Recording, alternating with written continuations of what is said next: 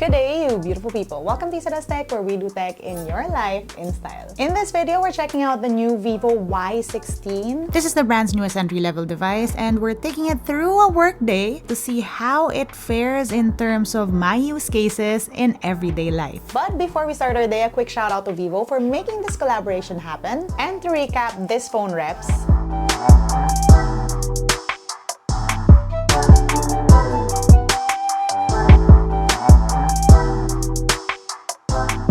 Right, on to the vlog.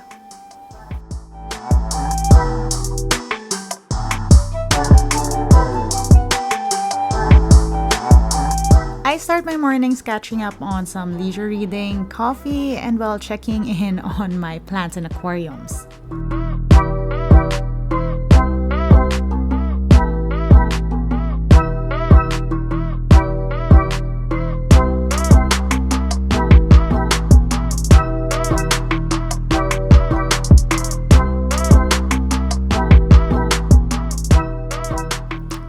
The Vivo Y16 is also as bright as the morning sun and the chance of unlimited possibilities each new day brings. Okay, maybe I've had way too much coffee. But yes, this phone does come in a beautiful color. Drizzling gold they call it, and light bounces off perfectly off that shiny but matte back. Honestly, such a good looking phone. But it's also a great feeling phone. Fingerprint resistant and nice to the touch, not as thick, and an even thinner camera module. It's one sleek phone. And it doesn't feel cheap or plasticky, which is a thing I'm very particular about when it comes to budget phones.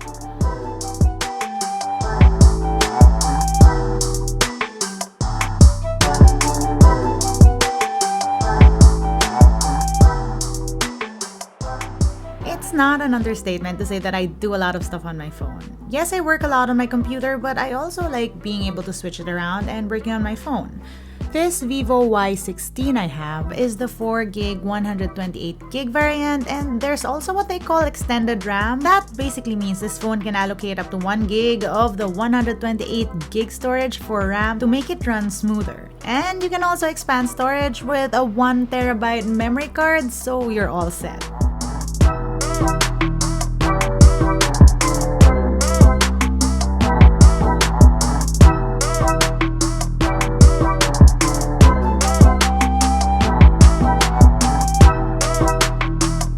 Of course, I do a lot of socials, and this is what photos and videos shot on the Y16 look like on social media.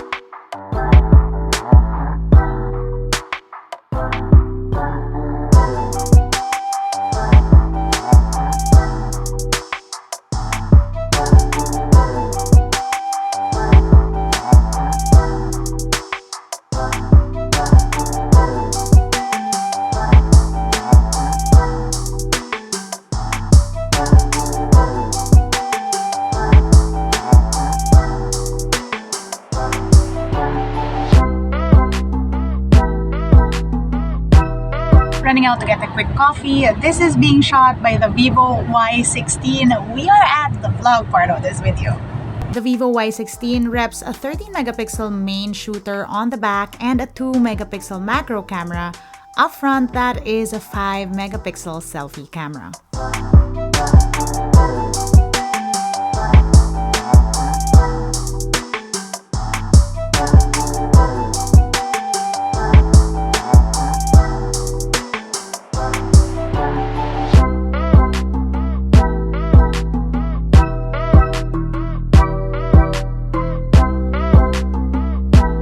Okay, well, keep talking now. I'm out to meet some friends, but first, let's take some more sample shots.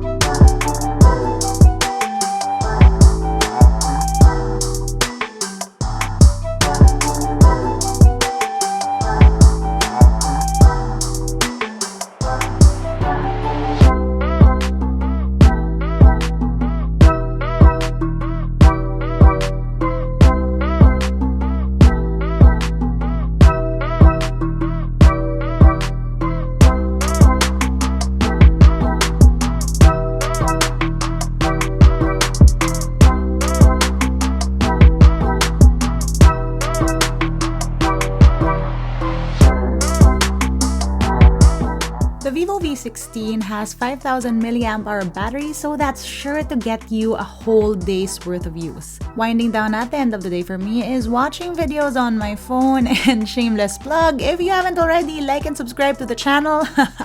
Videos look and sound like this on the phone.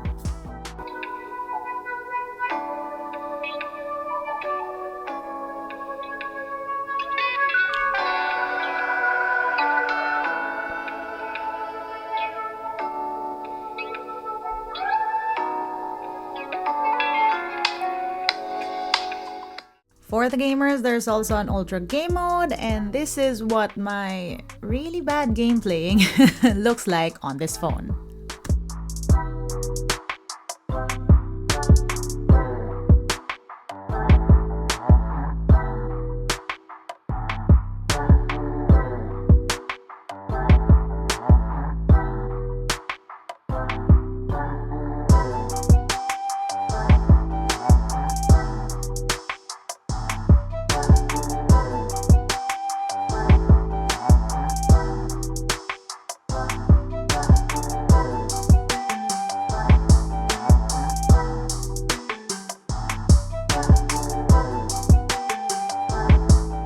And that was our look at the Vivo Y16, a stylish yet minimalist device. Let me know what your questions are about this phone. Let me know how you feel this phone did throughout the day. If you want to see how I use my tech on a daily basis, find me online. That's LAZADA_ on Instagram, Twitter, and TikTok. Until next time!